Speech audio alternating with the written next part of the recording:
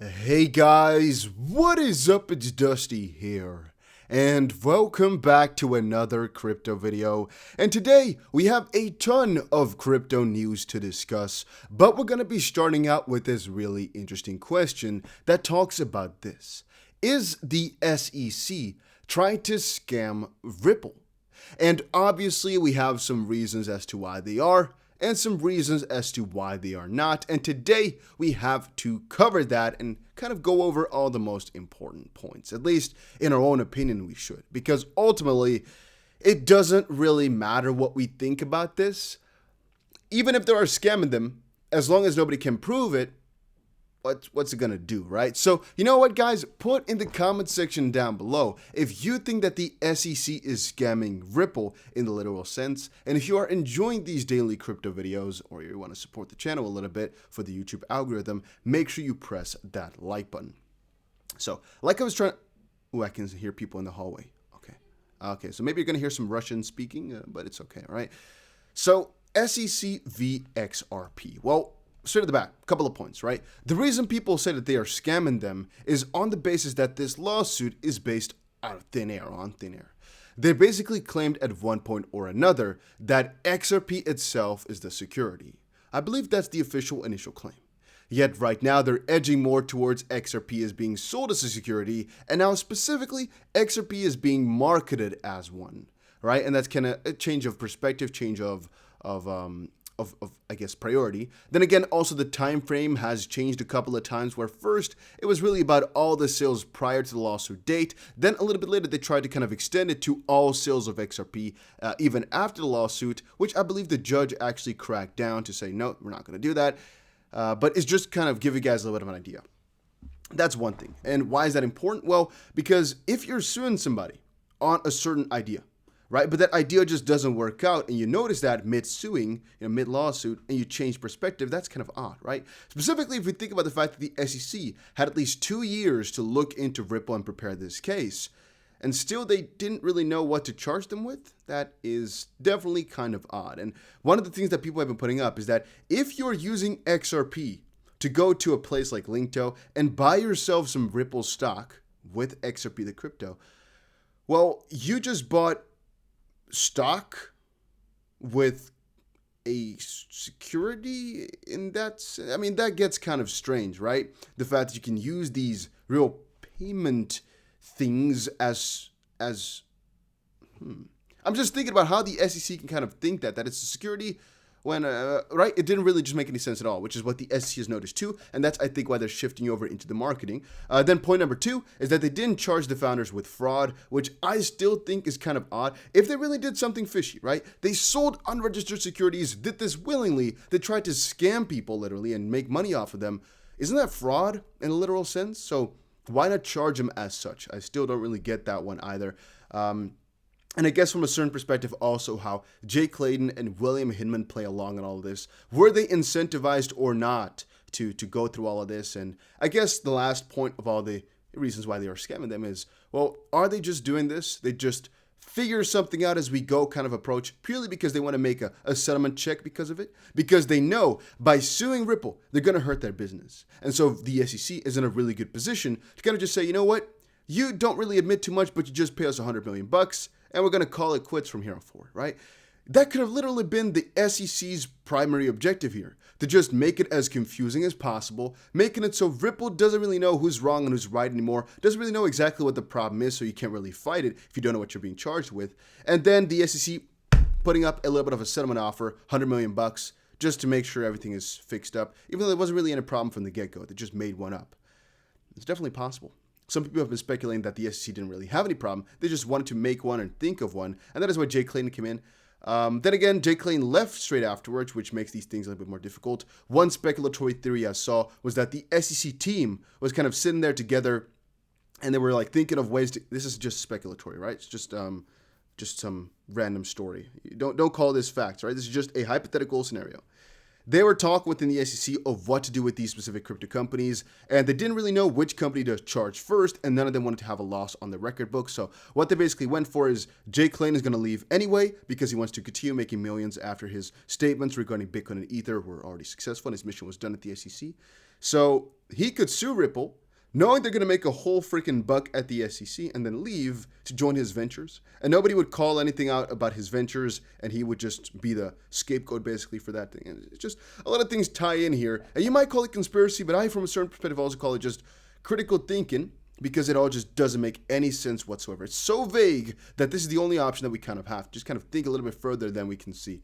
And the reason it's not a scam is because the SEC could literally just be at all. They just might not know what to do with crypto. They just tried to sue the first company that was in the United States, and apparently it was a company that was better prepared than they expected. And all of a sudden, the lawyers were way better than expected, and they have to put a lot more effort than their usual cases. And now all of a sudden, they don't know exactly what to charge with because the rules weren't clear. They claimed the rules were clear, but they aren't. And so they're kind of trying to backfire now, or backtrack now, trying to figure it out as long as they go. But of course, that's quite difficult if you've already charged somebody with something which you can't really fulfill.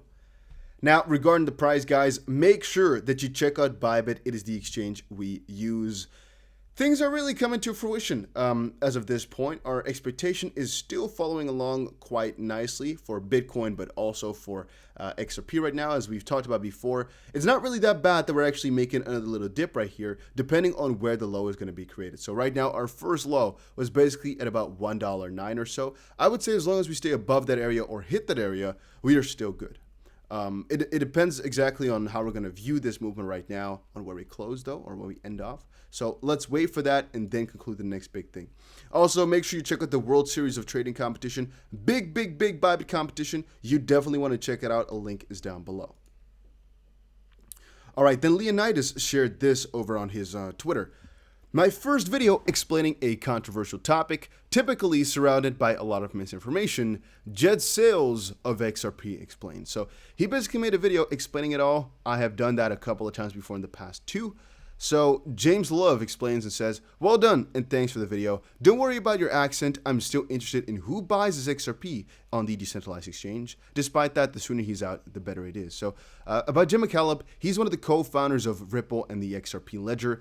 And he basically got 9 billion XP from the start. He gave 2 billion away for charity, some stuff like that. And he's been selling the rest of his XP ever since. I think he also gave a couple of XP away along the road, but all right.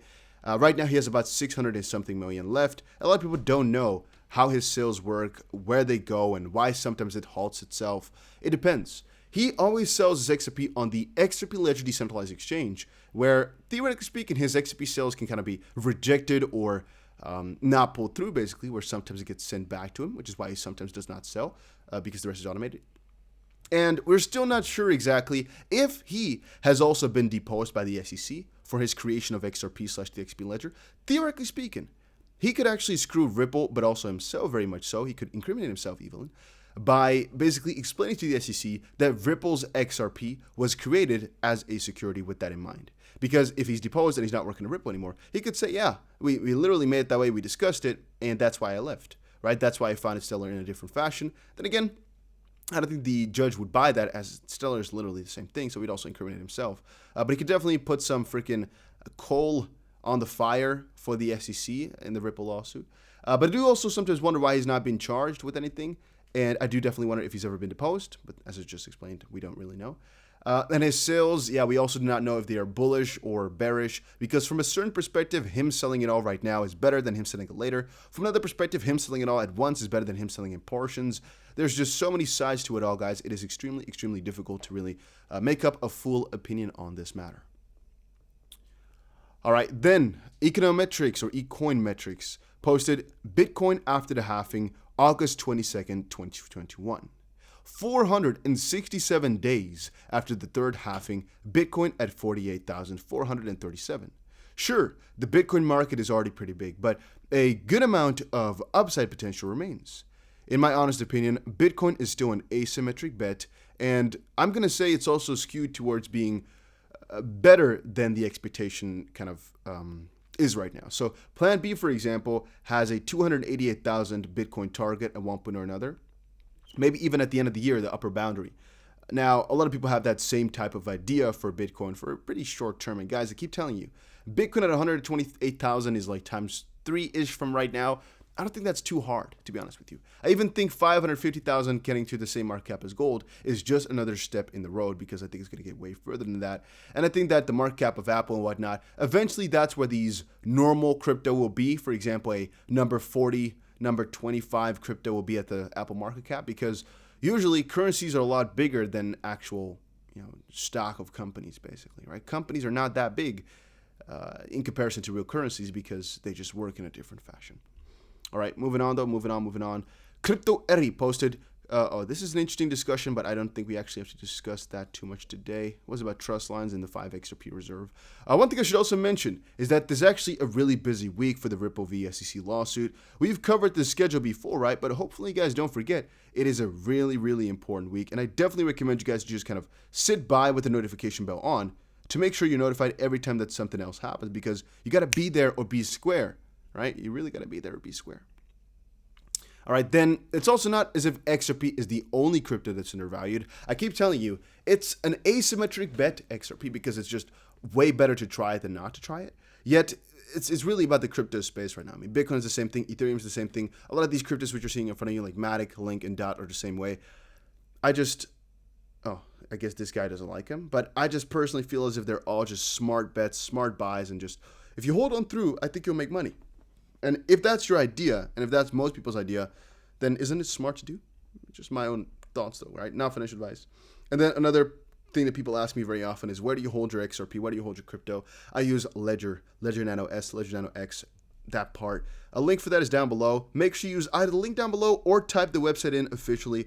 Don't press any strange Google links. Don't press any email links. Don't go to a secondhand retailer like Amazon sometimes and buy yourself a hardware wallet. Buy it through an official thing, all right? Buy it through an official thing. Guys, that was it for today's video. Hopefully you all enjoyed it. If you did, make sure you press the like button and subscribe, and I will definitely see you guys again in another crypto video later today.